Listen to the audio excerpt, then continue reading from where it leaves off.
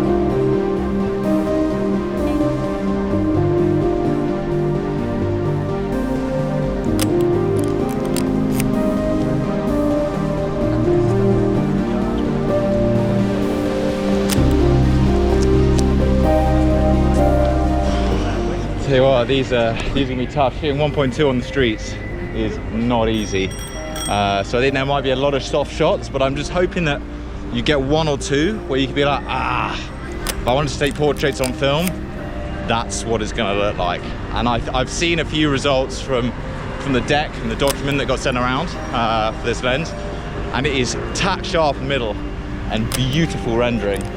I honestly think this is gonna be a ridiculous lens, but funny I'm saying that to you now and you're thinking, well, why are you not taking great photos then? Here we go.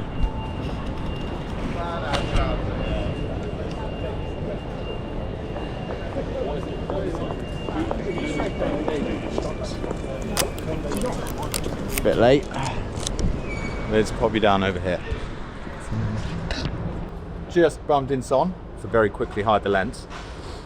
And but I did manage to say, can I just borrow your Voigtlander for a second while they're shooting some street? Someone I'd met before in a red dot camera meetup, and I ran these two tests on the SL3. So here you can see the Voigtlander image compared to the Noctilux image, because I know that there will be people out there saying, yeah, but Voigtlander have had a 1.2 35 for ages. It's not the same. Trust me, it's not the same. I know that this lens is going to be, it's just going to blow that one out of the water. Yes, it's never worth the price when you say, oh yeah, but you could buy 14 of those lenses or whatever. Doesn't matter.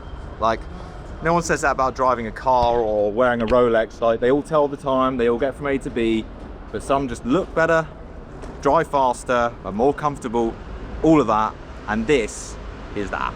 We're through the roll of Portra 160 now. Let's go to Portra 400. Also, it's just one of those days where I'm hot then cold, hot then cold. I think it's just how long you stood still and how long you're moving. But we're gonna make our way to Whitechapel. If I can get my zip done. It's basically sort of.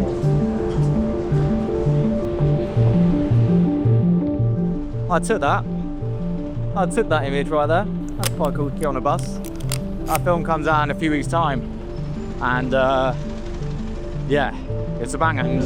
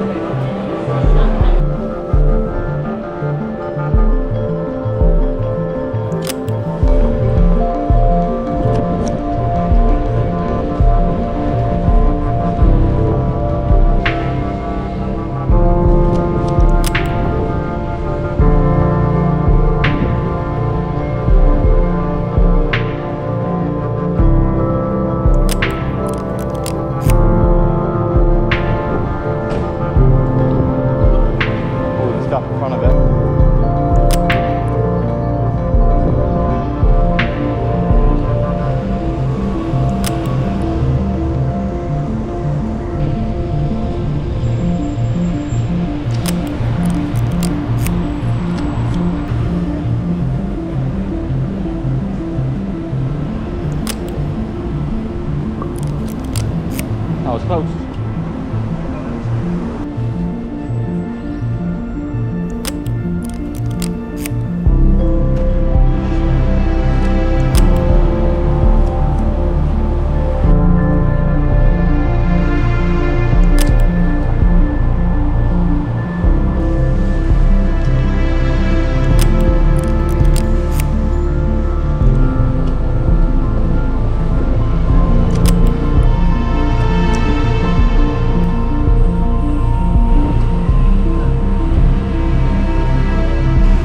My name is Jamie. What's your name? Oh, Mohammed Asali. Just approaching Whitechapel where I'm going to get some film developed. I just some portraits of the guys there, just pretty dark in there, but that is the beauty of having a lens like this in a situation like that. I've got a few frames to burn, and I'm in Whitechapel now. There's a market here. Let's go for the market, and then we'll drop off the film. But yeah, enjoying the weight of this and the size of it. We'll talk more about that in a bit.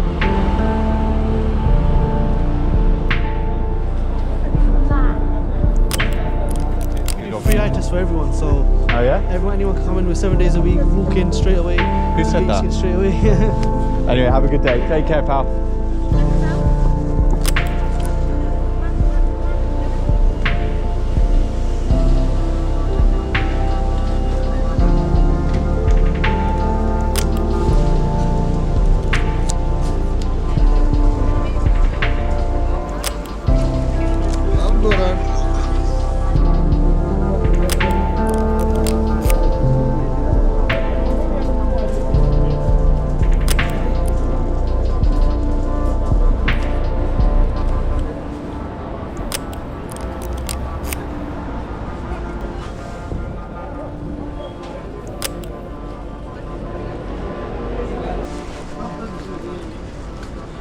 Don't see that every day, do you? Not every day, no. Right, that's the film dropped off and the MP we're about to go away. But yeah, definitely fits on this MP real nice. Let's just go get ourselves a coffee and talk this through a bit more. I've always enjoyed shooting street photography over the last 5 years. However, I love it when I shoot film and I love it when I shoot monochrome. I don't enjoy shooting digital in color on the streets or ever really, unless it's for portraits. And that is why I have this SL3. When you're shooting on these movie sets, you do need a color camera because the studios require that. However, the actors, they tend to prefer the M11 Monochrom. So, you know, take that as you will. But I think it's still going to be a good test, and I want to give this a full rounded test for you guys at home to see it. Because my least favorite thing in the world is seeing a lens or a camera I'm really interested by. You click on it and it's got a great thumbnail, really draws you in, and then it's just someone sat behind a desk talking about a camera or a lens. No. Don't be lazy, get out from behind your desks, go and test these things, go and put real life situations. I want to see the before and after. That's how we know how these lenses actually render and how they work and what the pros and cons are. Rather than sitting down going, oh, it's a beautiful build quality. Of course it is. It's a Leica lens, you muppet. Anyway, as you can tell, I'm not really bothered by it. But anyway, we're going to hang around here for a little bit, let this film develop, go pick it up and head back towards Central with this SL in hand. And then when it gets a bit darker, we will mount the 35 Noctilux to the M11 Monochrom. So really, really looking forward to that stage because that's where I'm going to really enjoy it. Right, here we go. Game on.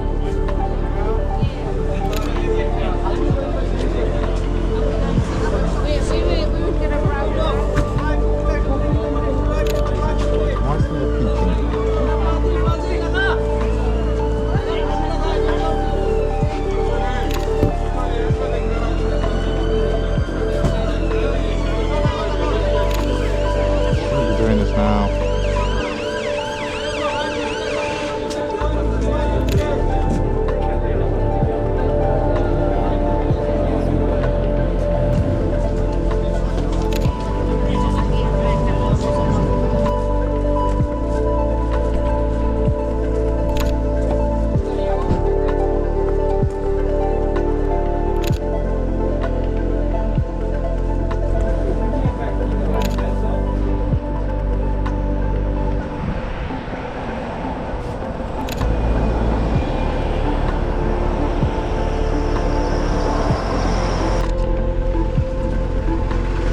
Photo.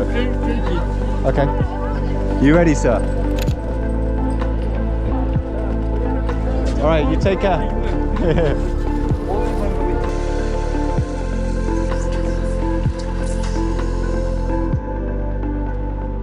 Right, it's getting pretty miserable, but the film's collected. Heading back towards the more central way bank. Currently near the Gherkin again. And let's see if we can make any improvements on what felt like a pretty average batch of photos, that last one. Well, that's my guess anyway. I haven't seen them yet, but we'll see. Let's keep going.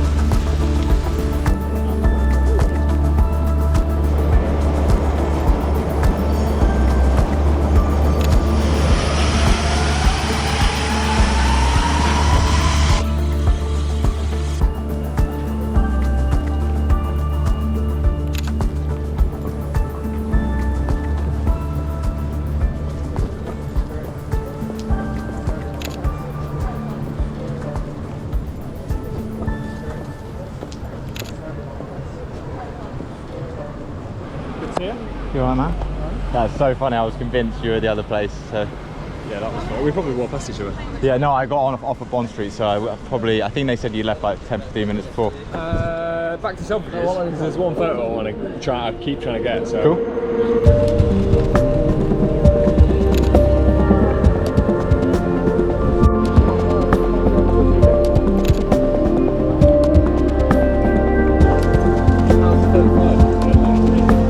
Yeah, man, it's great. It's actually unbelievable. So it's in the Leica. You show it? Yeah. Good laugh.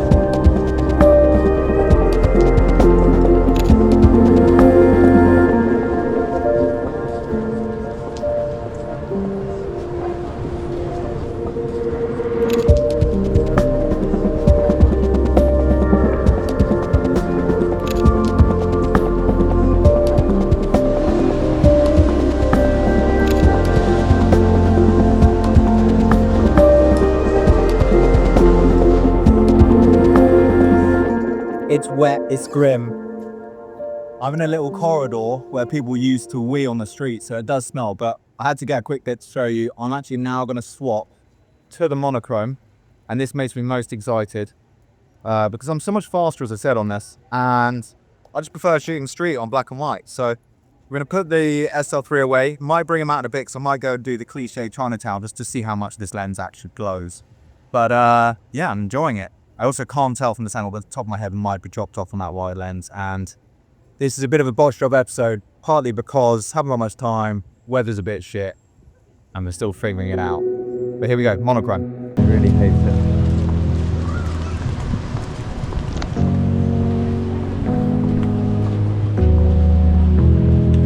Always.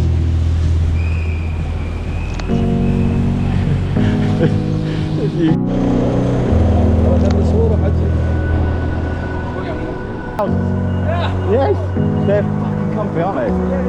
Yeah. That's so funny, yeah. Yeah. This is really my second time, right? Look at that, this is nice to be in the weekend. Walk through Soho. Yeah. Yeah, good idea.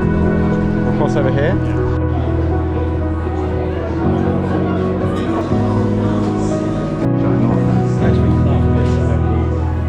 Good Guinness? 0%. Got to keep the mind active. I'm not keeping the mind active, but I am going to swap to the SL3 again because I want to shoot colour. We're going to go Chinatown. I'm going to intentionally slow down a bit, dial in the settings a bit more and see what I can actually get out of this. And I haven't shot the SL3 at night for a long time. The S is obviously a better camera, but we'll see what we can get. And I might swap back to the Monochrom. I'll never convert this, so you'll see if it's a black and white image, I've obviously gone back to the Monochrom. Anyway, Mike's just having a go with it now.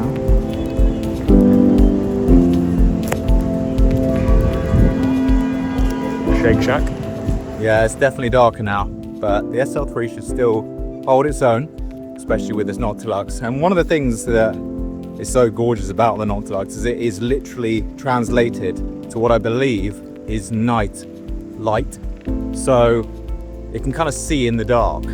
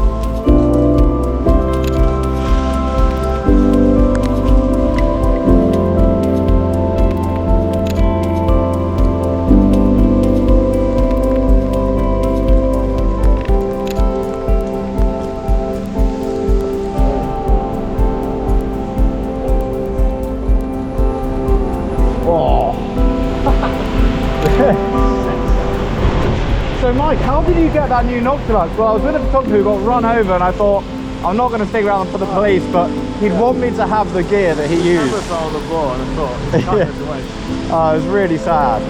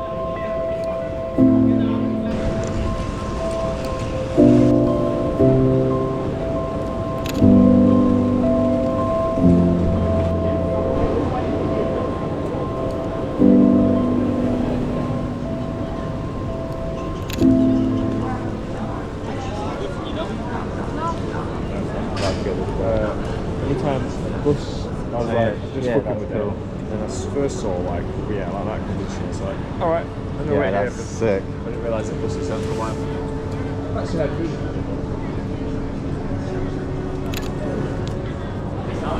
So I do want to re-grab this frame. I got it on another video that you'll see next week on telephone boxes, but that was shot on Cinestill. I want to get it again. I think on the Noctilux, I'll show it here, but I want to get it on the 35 Noctilux now, and we'll see how we get on. I might even come in to use that as the foreground.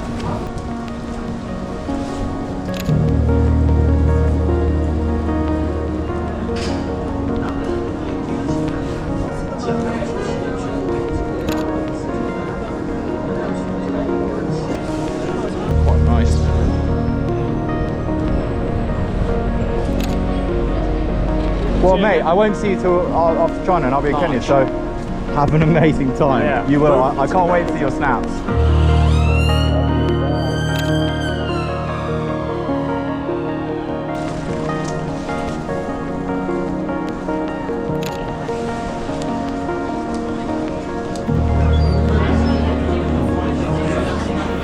Me and Jason of Grainy Days will be pretty cool with this. Right, enjoying the SL3. Just takes a bit of getting used to rather than the M's that I'm so sort of familiar with on the streets. But what I'm going to do is I'm going to go and have a quick pint, think about what I'm going to do for the rest of the day, and stop talking to you from the pub Lou's. Gonna have a quick jar here, and then I'm going to head off, and I'm going to start making my way back to Waterloo. I realised I haven't talked a lot about this 35 Noctilux, and once someone's got arrested, I'll get all back onto it. I wanted to leave a bit of that review till the end, so I want to see these images properly, because for me, my main question is, does 0.2 of an aperture make a huge difference? What is the difference between this and a Summilux? And is it going to be worth the jump? I still don't know the price. By this point, you'll know the price, but I want to see really how it renders differently and if it's worth it. I think a Noctilux of any kind that can go to 0.5 is pretty crazy, and that bokeh, especially if you're around like trees and greenery, is going to be delicious. The other thing is, so the original 66 Noctilux 1.2, which is 50mm, is not very sharp. The F1 is not very sharp. The 0.95 is probably the sharpest of the lot, and it's got the most amazing bokeh. However, it's still not pin sharp until you stop down to about 1.4. This at 1.2, from what I've heard, is meant to be tack sharp. Now, I'm on the streets, I'm shooting 1.2, I probably haven't hit focus that much. But if I do find one or two towards the end that are bang on, I will show you how sharp this lens is, because it seems to be incredibly sharp for a Noctilux. And that excites me a lot. I think it's like a hybrid between a Summilux and a Noctilux. If it was F1 and a bit more dreamy, I'd say it's a Noctilux. But this is like a hybrid. And I'm really enjoying it, especially if someone who doesn't really love 35. But hopefully you're enjoying it anyway. It was lovely to see Mike as well. I know that he took some great snaps. I'm looking forward to seeing them. And he's got some interesting videos coming up as well. So anyway, onwards and upwards.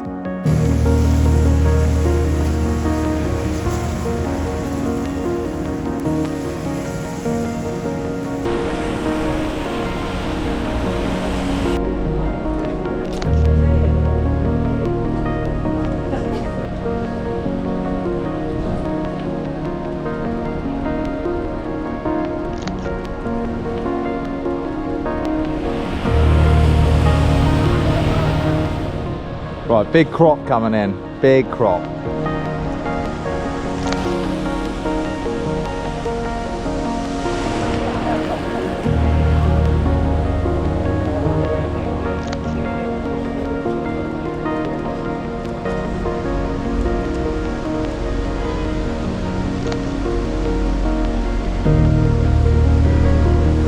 Let's do another nice crop here, I think.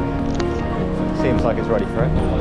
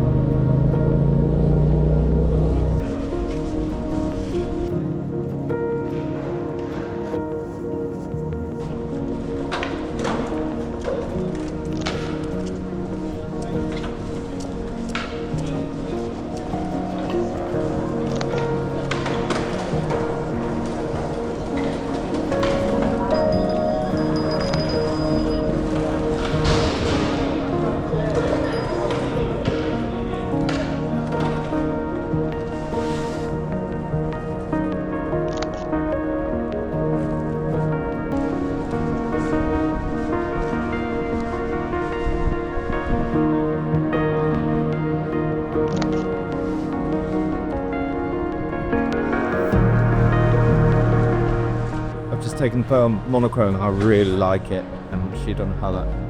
It needs colour.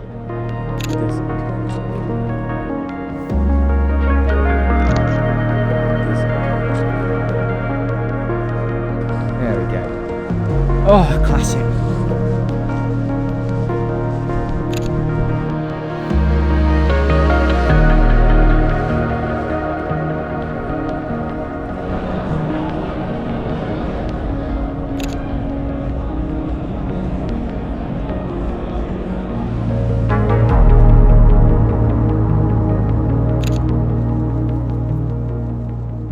Right, I'm going to call it a night from there. I'm really enjoying this. This might be one of my favorite lenses I've ever tested. Just from the responsiveness and a couple of times I flicked to the back of the SL, it looks beautiful. I mean, the conditions here are not good, and so to be able to create any form of meaningful work without light is quite tough. But in a way, it's almost beautiful that we have a Noctilux on a day like today, because I've always thought that, especially the 75 Noctilux in particular, it kind of creates its own light. It creates its own contrast from nowhere on grey days. And I'm feeling like this, like that is what this is doing. And yeah, really enjoying it. Got to say though, speaking quite frank about these things, lens testing, I'm not going to be taking the best photos. I just want to take as many photos in as many different environments as I can. And that way, I know if I like the lens, and hopefully it's helpful to see for yourselves if you like the lens. And I think that's the most important thing, because I want to be helpful, but I also selfishly want to know, is this a Noctilux or is it just a Similux rebranded? And it's starting to feel like it deserves the badge of a Noctilux. I'll see you tomorrow. Right, it's the next day, and What I am going to say is I'm heading back to Red Dot Cameras to drop this lens off because I need to get home, pack, and then get ready to go to Kenya, which is bloody exciting. But because of that, I'm actually not going to shoot anymore today. But I might get a few snaps on the way, and if I do, I'll pop them up as I'm giving this little bit of an overview, let's call it. So this 35 Noctilux, wow. I think it renders very uniquely compared to the rest of the 35 range that Leica produce. I think it is unbelievably sharp in the middle and still has that kind of Noctilux swirl. The bokeh is a bit crazy, a bit unpredictable, and those are the kind of lenses that I absolutely love. And that is a big reason why I also love Leica. Yeah, I don't think 35 is the focal length for me, but that's not to say that I haven't really enjoyed the actual process of using this lens. It's also the lightest Noctilux by some distance. This is the same filter size E49 as the 28 Summilux, which is a big lens, and I don't like carrying that around my neck very often. Whereas this, I could carry this all day. It's light, it's discreet, and it's an absolute gem. I noticed on that one shot that I got of the Voigtlander 1.2 and this on the 1.2, it's the only test that I did. The chromatic aberration is pretty apparent on that Voigtlander lens. On this, it looks clean as anything. And they're, you know, these are the lenses that Leica produce are made to be shot as fast as they can go. Whereas Voigtlander, I don't think they are. You're probably better off stopping down to f2. I'm not saying that the Voigtlanders aren't crazy sharp, because they are, and optically they're brilliant, but they just don't stack up to the Leicas when you want to shoot wide open. So do I think this lens is going to be worth it? It's hard to say. I don't know the cost yet. That'll come out next week, but I do think that this is the only Noctilux that you could put in your pocket or carry around your neck all day. And that's saying something. I think the Leica are being very innovative at the moment, and they're really trying and testing certain designs, certain techniques. I'm all here for it. And one thing I'll definitely say, and I'll repeat from the video, is I think that this is a Noctilux. It's not a Summilux. It's closer to the Noctiluxes than it is Summilux. It warrants that status. It's an absolute dream. And I think it is one of my favorite lenses I've ever tested. So big thumbs up to the 35 Noctilux. Big thanks to Red Dot Cameras for letting me test this before release. And I hope that you saw everything from the film, the digital color, the digital black and white, to give you guys enough detail and enough information to see if you want to buy this yourself. I will see you guys in the next one, which is Kenya.